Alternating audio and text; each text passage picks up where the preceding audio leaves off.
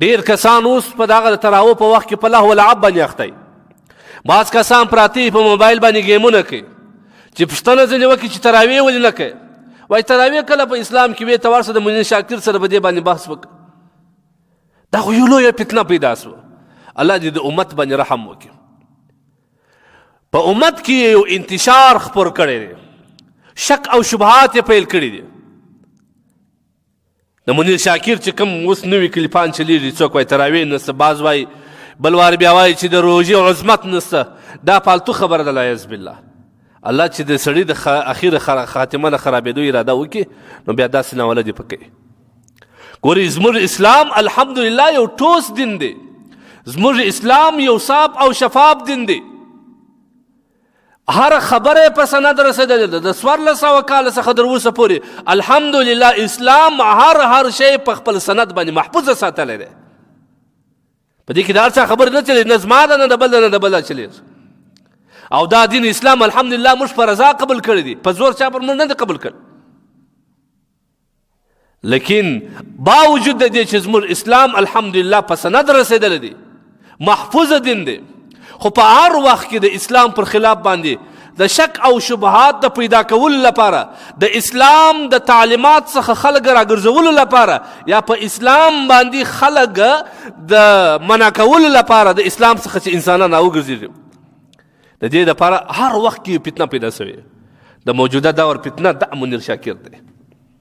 تراویح نشته. بجای د دې چې زه اوس دلته د تراویح استدلال درته پیش کړم، دونې خو دې نبي علیه الصلاة والسلام په روژه کې تراویح کړي دي. دا خو ته منې بل هم منې. یوازې کړي دي، یو وار یې په جومات باندې کړي دي، دوه وار درېم وار نبي علیه الصلاة والسلام ویل دي چې دا خو داسې نه زما پر امت فرض. که هغه نه د حضرت عمر رضی الله عنه په دور کې حضرت عمر رضی الله تعالی عنه صحابه کرام چې کله په مسجد نبوي کې ولیده چې منتشر دلته ولاړ دلته ولاړ دلته ولاړ دلته ولاړ، د ټول سره راجمع کړه. ابی بن کعب رضی الله عنه امام ورته وټاکئ المنځ ورکوه. نو دا خو صحابي دی، دا هغه صحابي دی، دا هغه صحابي عمل دی. لو کان بعدی نبی لکان عمر. نبی علیه الصلاة والسلام د صحابو په باره کې وایي اصحابي کالنجوم فبأیهم اقتدیتم اهتدیتم. که د هر صحابي اقتدا تاسو وکړئ تاسو پر هدایت باندې یاست. نو د هغه صحابي اقتدا موږ پرېږدو. د 1400 کاله څخه چې علمای حقه، ائمه مجتهدین، علماء ربانیین، علماء دیوبند، علماء حقه، هر مذهب والا، امام شافعي رحمه الله مذهب او که مذهب د امام مالک رحمه الله، دا ټول شل رکعات تراویح کوي. هغه موږ پرېږدو، په دغه یو کسب سره روان یو. دا زموږ دین موږ ته دونې محبوبیت پیدا کړی دی. افسوس پر موږ باندې. دا زموږ د خپل دین سره مینه ده، دا زموږ د خپل دین سره وفا ده چې 1400 کاله په عمل او په قول په سند راورسېدي. نن تا لنجې پکې پیدا کړی او بیا دومره علمای حقه په دې ملک کې ګرځي، هغه یې ټوله کوي. ته د ټول علمای حقه اتباع دې پرېښودلې، دا یوه کس په اتباع به روان شوې. نو معلومه خبره ده تا ته خپله په دین کې لانجه خوند درکوي چې دین څنګه درته اسانه شي. نبی علیه الصلاة والسلام څه فرمایي؟ علیکم بسنتي، زما سنت مضبوط ونیسئ او زما د خلفای راشدین المهدیین سنت مضبوط ونیسئ. خلفای راشدین څوک دي؟ حضرت عمر رضی الله عنه، حضرت علی رضی الله عنه. په خپله روایت کې راځي چې حضرت علی رضی الله عنه جمعات ورکړي 6 رکعاته تراویح حضرت علی رضی الله عنه په خپله کړی. بیا دا دومره وخت د سلسله را روانو. هر مذهب والا، ائمه مجتهدین، تابعین، تبع تابعین، تر اوسه پورې دا تراویح روانې وې. نن دغه تراویح ټول هغه زموږ مخکې اکابرین، هغه تیر سوي اکابرین، دا ټول پر باطل باندې والعیاذ بالله دغه یو فتنهګر په حق باندې دی. بیا دغه یو فتنهګر ته موږ توجه وکړو، دا ټول علما حقه شاته غورځو. نو دا خو سبا بلې فتنه هم راپورته کوي، سبا په بل شي کې هم شک او شبهات راچي، بیا به ته د هغه اتباع هم کوي. ګورې عزیزانو، ما مخکې درته وویل چې په روژه کې یوه سجده لګول د الله په حضور کې 1500 نیکي الله ورکوي. او پر دغه سجده باندې الله په جنت کې یو کور درکوي، 80,000 دروازې پي. دا حدیث دی.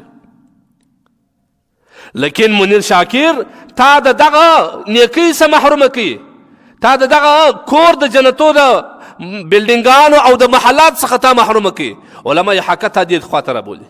پر تا شیطان باوجود د دې چې په روژه کې شیطانان تړل کېږي ستا شیطان دومره زورور دی چې په دا روژه کې هم پر تا دونه زور وکړي ته د خدای نه بیرېږه که سره دې تراویح یي نه د ده خبره واخله یي دي نه بیا د هغه باوجوده ته په ځان کې دومرې طلب نسې پیدا کولی چې پر یوه سجده باندې الله تا ته په سوو نه په زرو نیکۍ درکړي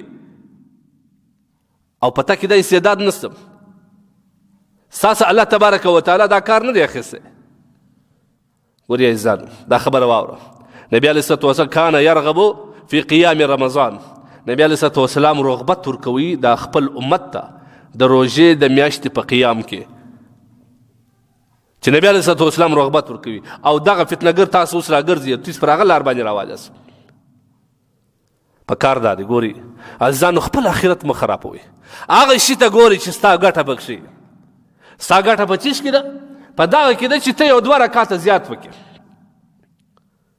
بیا پر 6 رکاته تراویح باندې علما کرام تحقیقات کړي دي در 100 نه در 200 نه در 900 500 زیات حوالې سته پر دې باندې دا چې یو سړی د حدیث نه انکار وکړي نو بیا هغه ستا کتابونه مني ګورې دا حدیث واورئ نبی کریم صلی الله علیه وسلم فرمایي زما پر امت باندې یو زمانه راځي هغه کې به داسې کسان وي چې خپل اکابرینو ته بد او رب وایي او دا د قیامت علامو څخه یو علامه ده هغه خپل مشران اکابرین چې مخکې تېر سوي پر هغوی پسې دوی بد او رب وایي رد پر کوي هغوی پر ناحقه باندې بولي او ځان پر حق باندې بولي دا د قیامت علامو څخه یو علامه ده او دا اوس دا موږ ته پر ښکاره په سترګو باندې د ورایه موږ ته معلومه شول چې دا دغه علامه هم پیدا شوه روژه مبارکه میاشت الله ته ځان نږدې کړي د یو د بل خبرو باندې مه ځئ د خدای روی وګورئ الله تبارک وتعالی دغه میاشت د رحمت میاشت پیدا کړې ده دا الله تبارک وتعالی د جهنم د ازادۍ میاشت پیدا کړې ده دا د مغفرت میاشت ده پر دې باندې الله تبارک وتعالی ته ځان تسلیم کړي په دې میاشت کې د خدای څخه مغفرت وغواړي دا د خلکو خبرې پرېږدي د خدای روی وګورئ خپل دین باندې عمل پیدا کړي په خپل دین باندې عمل وکړي عمل آسانه دي په دین باندې عزیزانو بس الله تبارک وتعالی دې موږ ته توفیق راکړي